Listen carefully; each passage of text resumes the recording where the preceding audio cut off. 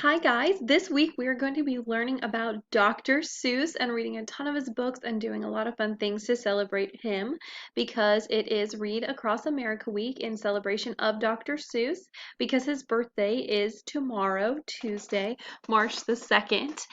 So this whole week we're going to be learning about him and reading a lot of his books. I'm not in this video today so that you can see all of the book. I didn't want to block it with the camera or anything. And so today we're just going to learn about Dr. Seuss. Who was Dr. Seuss? What was his life like before we start reading all of his books, right? As I'm reading to you, pay attention because you're going to be writing an acrostic poem with his name, Seuss. So think of things that you learn from the book that you can put in that poem. Okay, so who was Dr. Seuss? Dr. Seuss was a master storyteller. The man made mischief with a cat in a hat. He also created an imaginary town called Whoville. This quote says, "I like nonsense. It wakes up the brain cells." Dr. Seuss.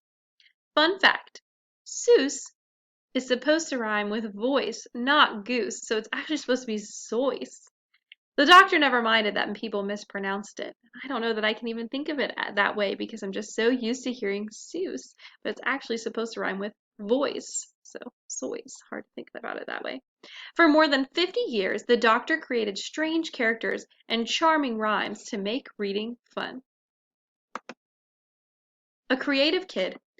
Dr. Seuss was born Theodore Ted Seuss Geisel on March 2nd, 1904.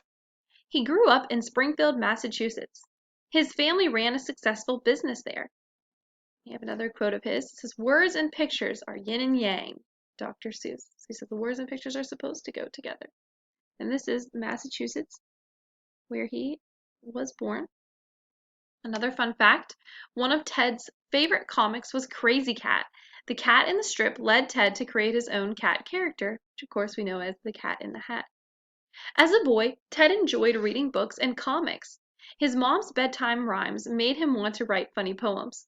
He also drew a lot. Many sketches were of animals at the local zoo. The more that you read, the more that you know.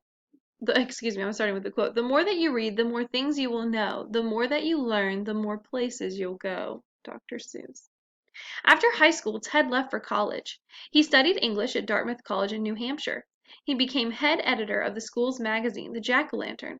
This is when he first used his famous pen name, Seuss. Then Ted studied at Oxford University in England to become a professor. However, he soon stopped to focus on his art. So he left school to focus on his art. Cartoonist and ad man. Ted moved to New York City to find a job. He drew cartoons for Judge magazine. Then he started to create advertisements. His most popular ones were for Flint bug spray. Fun fact, the Saturday Evening Post was the first big-time magazine to print one of Ted's cartoons. During World War II, Ted drew more than 400 political cartoons. He also made films and other training materials for the United States Army. And this is one of his political cartoons where it says, "Help win the war, squeeze in one more." And it's talking about saving fuel by carpooling, right? So they're saying if everybody rides together, we can save fuel and riding in our car, which is also just good for the environment. But in the wartime, they wanted to make sure that they conserved, that means saved, as many materials as they could because, that way more, if the country wasn't using as much fuel, their soldiers in other countries could use that fuel. A published author. Ted was under a contract for his advertising work. The agreement limited his other creative projects. Still, he had the freedom to publish for children, so his contract didn't say anything about publishing for children. Unfortunately, editors rejected his book ideas over and over. Finally, "And to Think That I Saw It on Mulberry Street" was printed. It had taken more than 20 failed tries for this to happen. So think about it. You never give up. You keep on trying, because if he had given up, we would not have all the lovely Dr. Seuss books that we have today. It says, "So the writer who breathes more words than he needs is making a chore for the reader who reads." So he's saying some authors just spend too much time using too many words and the readers get lost in them. So then it doesn't make the reading as fun. Spreading a love of reading. In the 1950s, the United States had many struggling young readers. Some people blamed boring books.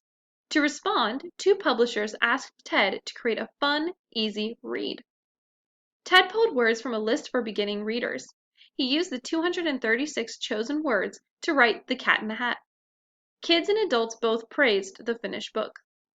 Fun fact, a few years later, Ted wrote Green Eggs and Ham with only 50 words, which is awesome because he repeats them. So back then they had a lot of books that they had for kids were kind of the ones that were pretty famous at the time. They were called the Dick and Jane books, and it was about a brother and sister and just things they did. And it would say, Dick and Jane sat or Dick and Jane ran. And it was just the kids. It wasn't as fun for kids as these Dr. Seuss books were. Even though they were using the same words, Dr. Seuss just used them in a more fun way.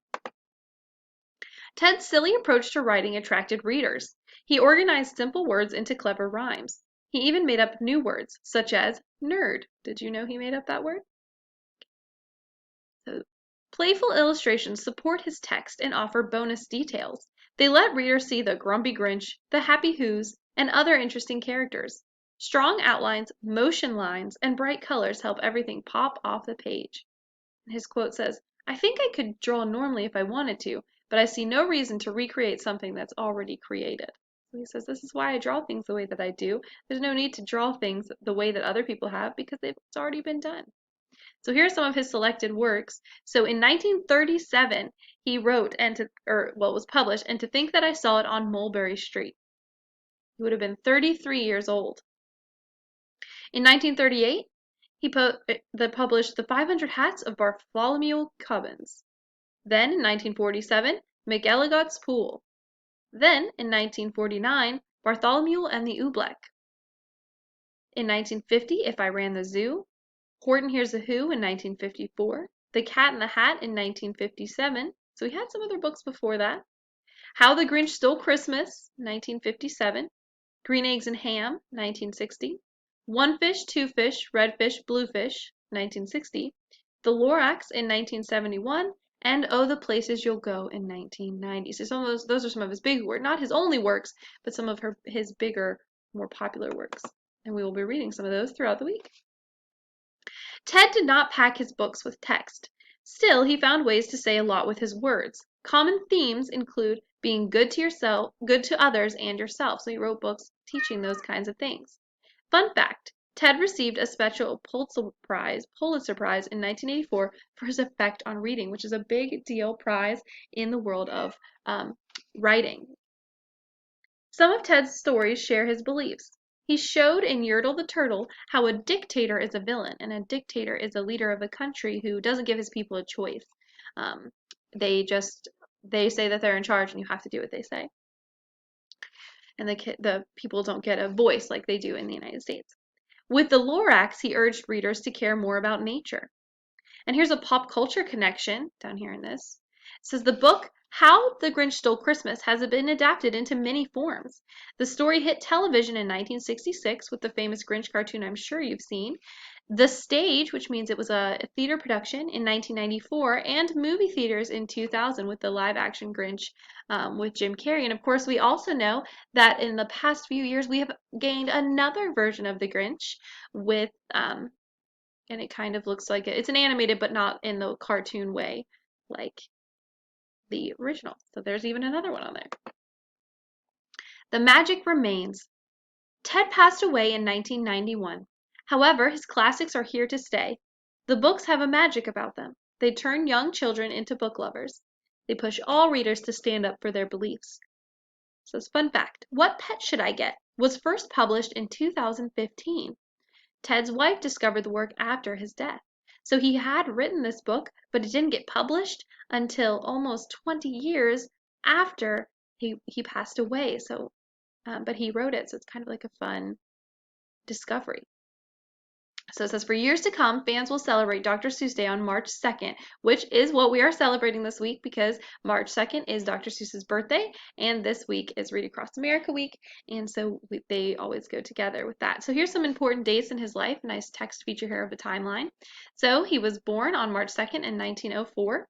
In 1925, Ted first used Seuss as his pen name. In 1928, Ted begins creating advertisements for Flit bug spray. 1937, Ted's first children's book, And to Think That I Saw It on Mulberry Street, was published. In 1948, McElligot's Pool is the first of 3 books to earn Caldecott honors for its artwork. So that's another award that a book can earn. In 1957, The Cat in the Hat is published for beginning readers. In 1984, Ted wins a special Pulitzer Prize. In 1991, Ted passed away on September 24th. In 2000, Seussical, a musical, comes to the stage based on his works. In 2000 as well, How the Grinch Stole Christmas is Ted's first book to become a movie.